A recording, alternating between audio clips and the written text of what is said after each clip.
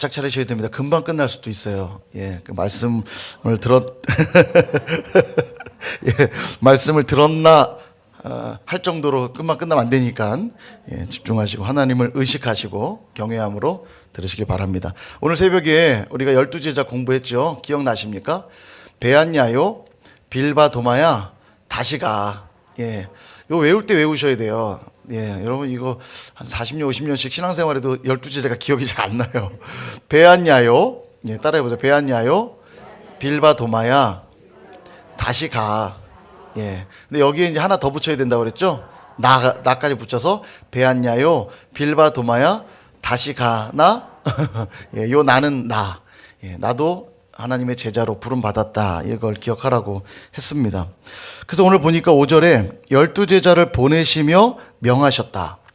제자들에게 뭔가를 명하셨는데 그 제자에는 나도 들어간다 했으니까 나에게 주시는 명령이기도 하겠죠. 한번 그 명령을 세 가지로 오늘 들어보겠습니다. 첫 번째는 가라. 이렇게 말씀하세요. 5절 중간쯤 보시면 이방인의 길로도 가지 말고 사마리아인의 고을에도 들어가지 말고 6절 오히려 이스라엘 집에 잃어버린 양에게로 가라. 이렇게 가라고 말씀하세요. 자, 근데 좀 이상합니다. 이방인과 사마리아인에게 가지 말고 이스라엘의 잃어버린 양들에게 가래요. 우리 주님 뭔가 차별을 두시는 그런 분 아니실 텐데 이게 무슨 말인가? 이미 앞서도 보았지만 이방인들에게도 복음도 전하셨고요. 이방인들의 병도 고쳐주셨잖아요. 그래서 복음서에 보면 로마 백부장의 종의 하인, 중풍병 걸린 하인도 고쳐주시죠. 수르보닉의 여인, 가나안족 속의 그 여인의 귀신 들린 딸도 고쳐주시죠. 또 사마리아 성에 가서는 그 수가성의 여인을 만나주셔서 복음도 전하시잖아요. 그럼 당신은 이방인과 사마리아인들에게 다 복음도 전하시면서 왜 제자들을 향해서는 이스라엘의 잃어버린 양에게 가라 이렇게 말씀하시는가? 이건 뭐냐면 복음이 흘러감에 있어서 순서가 있다는 걸 말씀하고 있는 겁니다. 바울 사도께서도 이런 말씀하세요. 로마서 1장 16절에 보면 내가 복음을 부끄러워하지 아니하노니 이 복음은 모든 믿는 자에게 구원을 주시는 하나님의 능력이 됨이라 라고 하면서 그 복음의 순서를 이렇게 말합니다. 먼저는 유대인에게요, 그리고 헬라인에게로다. 복음의 순서를 말해요. 이게 무슨 말이냐면 유대인들은 오래전부터 메시아에 대한 예언의 말씀을 들었기 때문에 오래전부터 복음을 갈망하던 자들이었습니다. 그래서 예수님이 오셔서 선포된 이 복음이 우선적으로 누구에게 흘러가냐면 그 메시아 복음을 갈망했던 유대인들에게 흘러간다는 얘기예요. 그리고 그 유대인을 넘어 이제 헬라인, 이방인들에게도 흘러가게 된다라고 복음의 순서를 설명하는 겁니다. 디모데전서 5장 8절에도 이런 말이 있어요. 누구든지 자기 친족, 특히 자기 가족을 돌보지 아니하면 믿음을 배반한 자요 불신자보다 더 악한 자니라. 예. 여러분, 믿음은 먼저 누구를 향해 있냐면 제가 이 본문을 안 줬어요. 예. 믿음은 먼저 누구를 향해 있냐면 자기 친족과 자기 가족을 향해 있습니다. 어쩌면 너무 당연하죠. 하나님이 먼저 맺어주신 가족들에게 복음이 흘러가는 것이 마땅하잖아요. 복음과 무관하게 가족들하고 살면서 밖에 나가 복음을 전한다고 하면 되게 우스운 이야기가 되겠죠. 가족들에게도 복음이 없이 살면서 밖에 나가 누군가에게 복음을 전한다고 하는 것은 분명히 문제가 있는 것일 겁니다. 그러니까 마치 물이 위에서 아래로 흐르듯이 복음에도 순서가 있다는 거예요. 그래서 먼저는 나의 가족, 나의 친지들이 복음의 대상입니다. 이제 설 명절 맞이해서 우리 또 평소에 만나지 못했던 친지 가족들 만날 수 있는데요.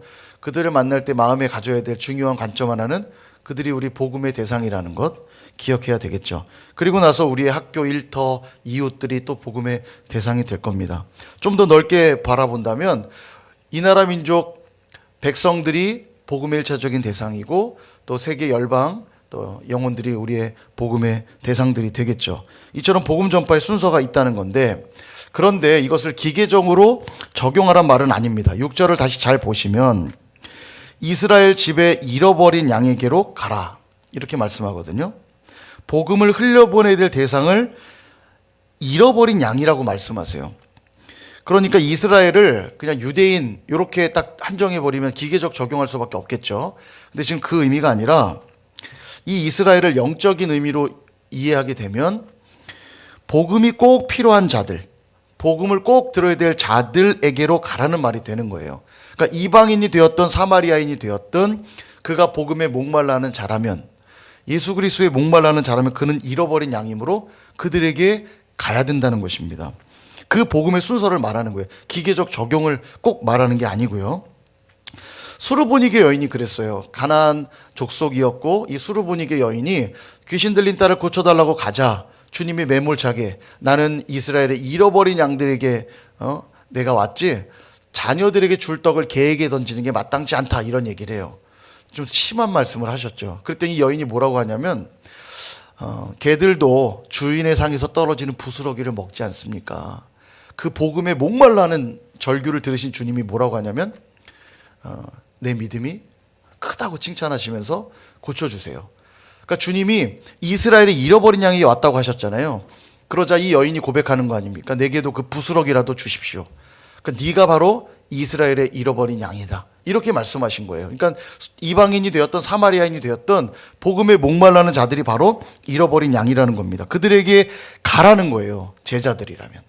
제자라면 누가 되었든지 복음에 목말라는 걸 확인했거든 가라는 겁니다. 가서 뭐 하냐? 7절에 천국이 가까이 왔다는 걸 전하라는 거예요. 누가 되었던 잃은 양이라는 게 확인되고 그가 복음에 목말라는 자라면 제자들은 뭐 해야 된다? 가라. 가야 되는 거죠. 그럴 때 천국 복음이 시작되는 겁니다. 두 번째 명령은 주라예요. 주라. 8절을 보시면 병든 자를 고치며 죽은 자를 살리며 나병한 자를 깨끗하게 하며 귀신을 쫓아내되 너희가 거저 받았으니 거저 주라. 오늘 새벽에도 이미 말씀드렸지만 병든 자 고침받고 죽은 자가 살아나고 나병한 자 고침받고 귀신이 쫓겨나는 것은 다 하나님의 나라가 임했다는 걸 나타내는 표현들입니다. 우리가 그랬던 자들이에요. 병들린 자들이었고 영적으로 죽은 자였고 또 나병한 자와 같은 자들이었고 그 다음에 귀신의 권세에 사로잡혀 있는 자들이었는데 주님의 은혜로 하나님 나라 백성이 되었잖아요. 거저받은 은혜였던 것처럼 너희들도 그 거저받은 은혜를 거저 주라는 겁니다. 그게 제자들이 해야 될 일이라는 거예요. 그래서 천국은 거저받고 거저 주는 곳입니다. 이윤 창출을 목적하지 않는 곳이에요. 이 땅에도 주고받긴 합니다만 이익 창출을 목적으로 하죠. 그리고 이 이익이 크면 클수록 잘했다고 칭찬하는 곳이 세상입니다. 그죠? 그러나 천국은 그렇지 않다는 거예요. 받고 주는데 주고받는데 그 앞에 꼭 뭐가 붙어 있어야 되냐면 거저. 이 거저가 꼭 붙어 있어야 돼요. 거저. 영어로 이제 freely라는 단어인데요. 자유롭게. 이익이 없이. 이익 창출을 목적하지 않고 그런 말이에요. 이익과 상관없이 주고받는 나라가 천국이라는 겁니다. 물론 우리가 이 땅에 살 때 복음에 합당하게 살고 충성하면 뭐 하늘에 상급이 있기도 하죠.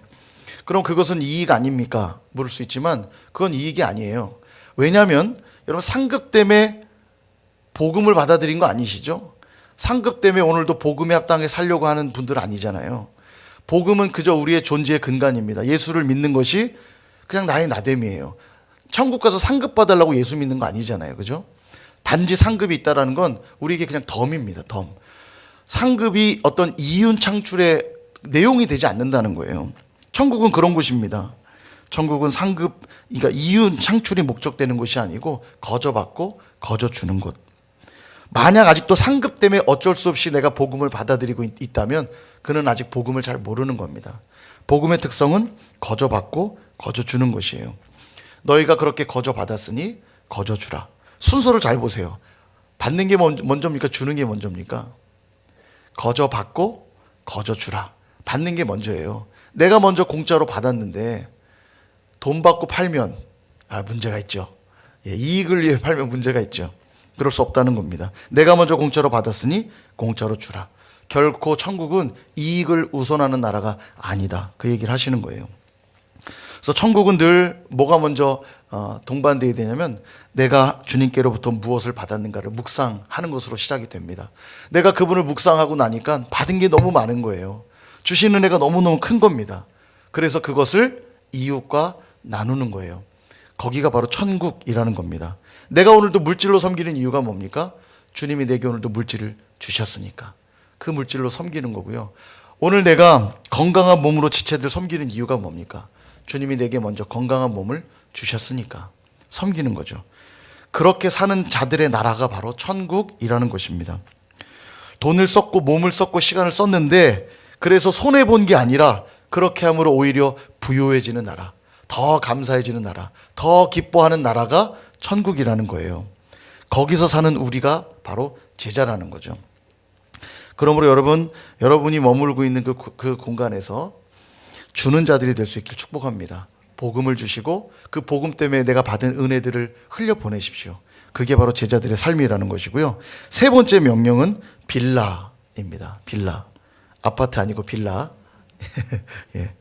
12절, 13절, 14절 우리 같이 한번 읽어볼까요? 12절부터 14절까지 시작.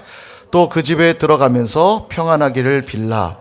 그 집이 이에 합당하면 너희 빈 평안이 거기 임할 것이요 만일 합당하지 아니하면 그 평안이 너희에게 돌아올 것이니라. 누구든지 너희를 영접하지도 아니하고 너희 말을 듣지도 아니하거든 그 집이나 성에서 나가 너희 발의 먼지를 떨어버리라. 아멘. 세 번째 해야 될 일은 비는 것입니다. 복음이 전파되면 가장 먼저 우리에게 임하는 게 뭐냐면 평안이에요. 우리의 마음이 천국이 되죠. 정말 신기한 게 뭐냐면 천국 복음을 받아들이고 나면 세상은 달라진 것도 없고 나의 환경도 바뀐 게 없는데 내 마음이 달라져요. 그래서 세상이 새롭게 보이기 시작합니다. 그런 경험들도 하셨죠? 주님을 뜨겁게 만난 분들은 이런 경험들이 다 있으실 거예요. 새 사람이 돼요.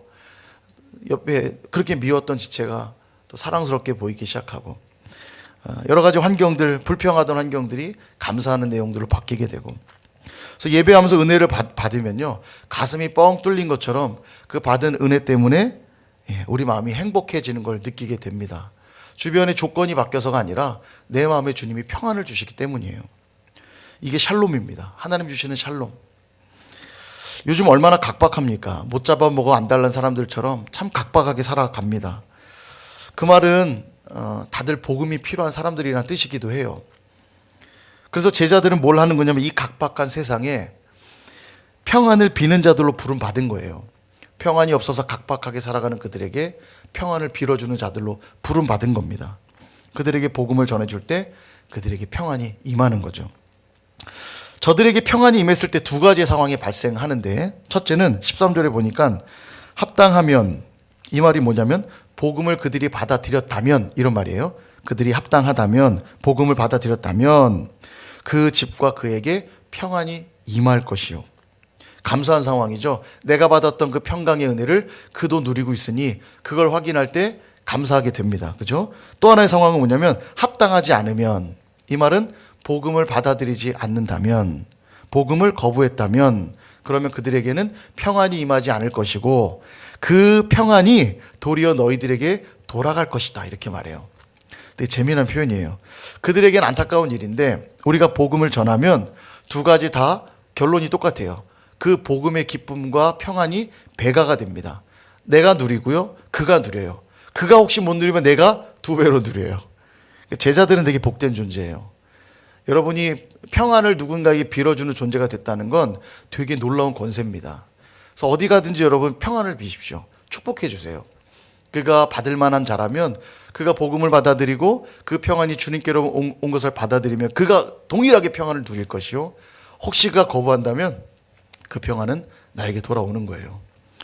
되게 놀랍죠. 이 엄청난 권세를 우리가 받았는데 사용하셔야죠. 그죠? 친지 가족들 만날 때도 평안을 비시고 여러분 축복하시길 바라요. 그럴 때 그 복과 은혜가 우리 가정에 임한다면 너무너무 감사한 일이고 설령 받지 않는다 해도 그 복은 나에게 또 이렇게 흘러오게 되는 겁니다. 우리에게 하늘과 땅의 모든 권세를 주셨다고 말씀하시잖아요. 이 권세는 가벼운 권세가 아닙니다. 하늘과 땅의 모든 권세를 우리에게 주신 이유는 이 평안의 복을 누군가에게 흘려보내라고 주신 권세예요.